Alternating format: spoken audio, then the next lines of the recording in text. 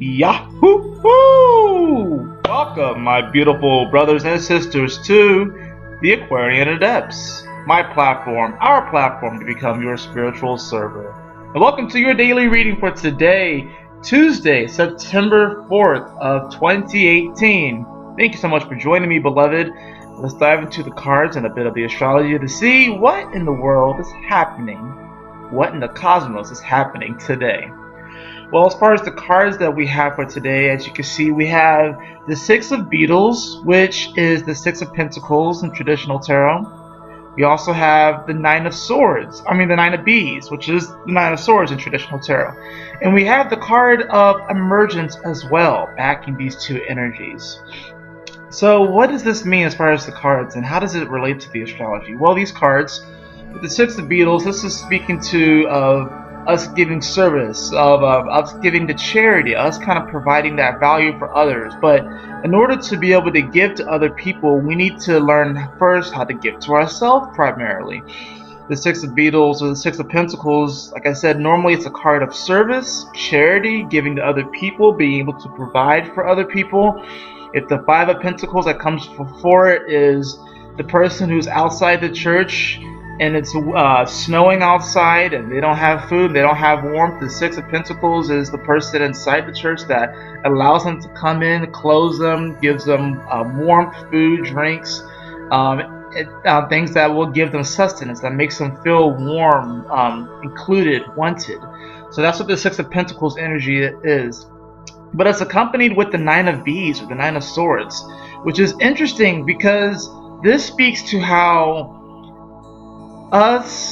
we really can actually trap ourselves and really disallow ourselves from giving ourselves to the world. Now, the card that these two are accompanied with is the card of Emergence. And Emergence reads, the frequency of emergence invites us to approach our reality with a childlike attitude of innocence and wonderment, and to watch and celebrate the beauty that unfolds from that place. So I think it's interesting to get this card coming up essentially as the backdrop of these two cards, which can be seen kind of as them kind of being the opposing energies, where you want to give of yourself, but then you question within your own mind whether you're able to give. You have these doubts or anxieties or fears that might arise. But you have to understand that in order to give of yourself in this capacity, have the bravery and courage to do so, you do have to come from it with the energy of a child, from innocence, wonderment, not really thinking about, and not so much that you are naive, but still kind of embracing that naivety, where you're not really thinking too much about the negative consequences of a particular action or bringing yourself forward. A child doesn't really think about the negative repercussions of a certain situation. They just kind of dive into it. They don't think about falling out of a tree. They're just thinking about climbing the tree, because to them it's exhilarating. To them it's exciting. They want to make it to the top of the tree, right? They don't think about what could happen if they fall out of the tree. And it's not so much that you want to neglect and completely forget about these potential negative repercussions. But what happens is that a lot of times, especially with this Nine of Bees energy, is we will trap ourselves within our own mind, and we won't even allow ourselves to experience certain things that we really want and really desire, because we're caught up in this negative feedback loop of what could happen. And this is also speaking to these cards, it's really speaking to giving of yourself, not necessarily resources, although it can be that because it's Pentacles energy, it's Earth energy. But what this is really speaking about, especially with Uranus still in Taurus, is that the true value is people. Uranus is the sign of people, and Taurus is, Uranus is the planet of people, and Taurus is the sign of value and self-worth. So this is about us realizing and coming into the knowledge that it is people that is the true value. So I think what this is that you're going to be wanting to give of yourself today. You're going to be wanting to be your authentic self, and that's kind of your gift to the world. That's the value that you give to the world. But what will happen is that with this Nine of Bees energy, that you can get caught up in your own mind, and even attach this mind to the hive mind, where you are going to be essentially perpetuating this belief that you can't do certain things because it's not accepted, or it's not of the hive mind, it's not what society wants, it's not what your family wants. But this is also about you realizing, especially with this card of Emergence backing these energies, that you really have nothing to be afraid of. And that when you come from this space of wonderment, and you are like a child, that's when you enter into the kingdom of heaven. So today's certainly a day, at least with these cards and what they're saying, to, you know, recognize the parameters that we might put in ourselves, the matrices that we might put in ourselves, the mental confines that we might put in ourselves. And that could be based off our own experiences, that we put ourselves into particular patterns, ways of being that protects us, because ultimately it is a way of protecting ourselves, because it's actually a form of self-love, but also it can restrict us from experiencing certain facets of our consciousness that need to be experienced.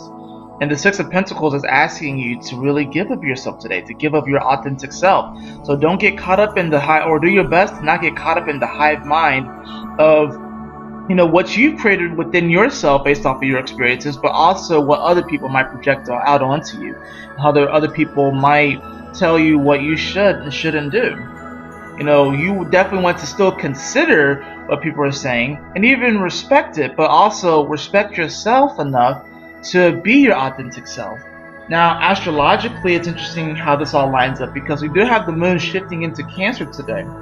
The moon, before the moon did that, it was making a trine over to Venus, its sextile to Mercury, and it quincunxed Mars. So the moon didn't even go void, of course. It made that last aspect to Mars at the edge of Capricorn, but it did move into Cancer. And we also have to consider that the opposition that the moon will make to Saturn today will be the last opposition that the moon makes to Saturn while it's in its retrograde phase, because it's going to come direct by the end of this week, which is another powerful shift. It also squares Chiron, the wounded healer, today, and sextiles Uranus. So emotionally, we're definitely going to be wanting to be more compassionate, opening up to other people, opening up to our empathic side. But of course, all this opposition to this Capricornian energy is like, we want to open up to certain individuals.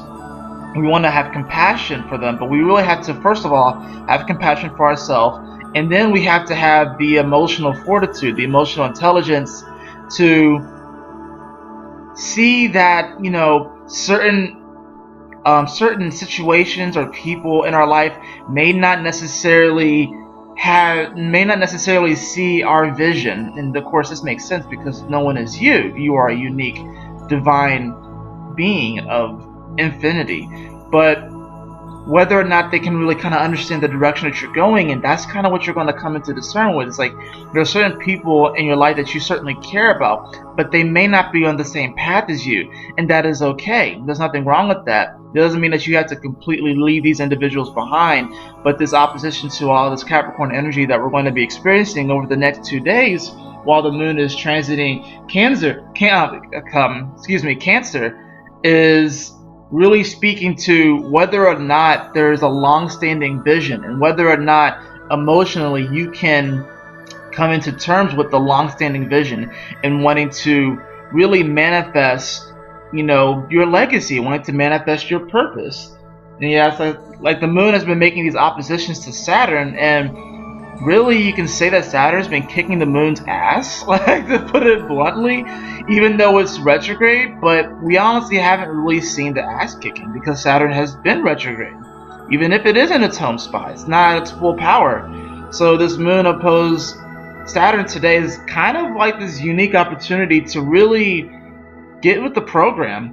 And the good thing is that Uranus is kind of helping us out here, because the moon has been Uranus has been trining Saturn this whole time. While it's been in Taurus, it's been trining. So with the moon sextiling over to Uranus, Uranus is almost going to be sort of acting as like almost like a spokesperson for the moon, and saying like, you know, yes, we have to emotionally kind of come into this understanding that, you know, things are changing, things are morphing, this world is evolving, and, you know, sometimes things take time to emotionally process. So Uranus is trying to, you know, speak to Saturn on these issues, and there's going to be sort of like this remedying effect where, you know, Saturn is going to try and understand the moon. It's still retrograde, of course, but this is really about understanding and feeling that yes, the world is changing, and there are certain individuals in your life that may not be on the same path as you, and you're trying to emotionally come to grips with that. And you know what? That's okay. It doesn't mean that these people have to be completely X'd out of your life. It just simply means that we're all unique divine vessels. We're all unique divine beings of infinity, and that we have our own paths. We're supposed to experience certain things at certain times. Like, not everyone's meant to be in a twin flame relationship right now. Not everyone's meant to be doing certain things right now, and that's okay. Everything will be revealed in divine timing. So I think today is a day where really you do want to give up yourself. You want to come at it with like a childlike behavior, with wonderment, excitement, curiosity.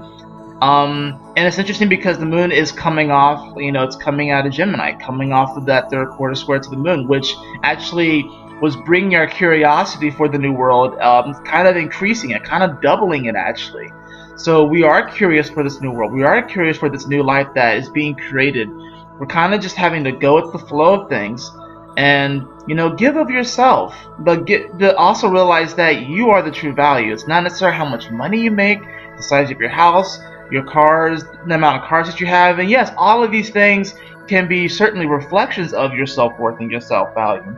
They absolutely can. I'm not saying to completely neglect materialism, but just realize that at the core of it, the true value is people.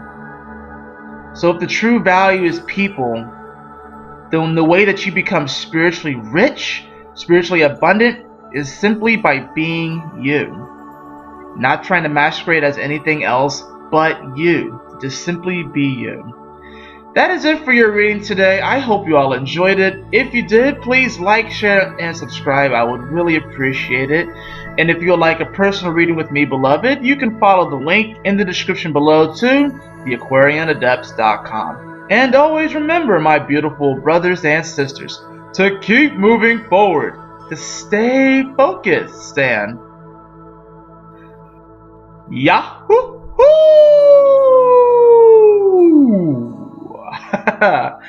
Smile often.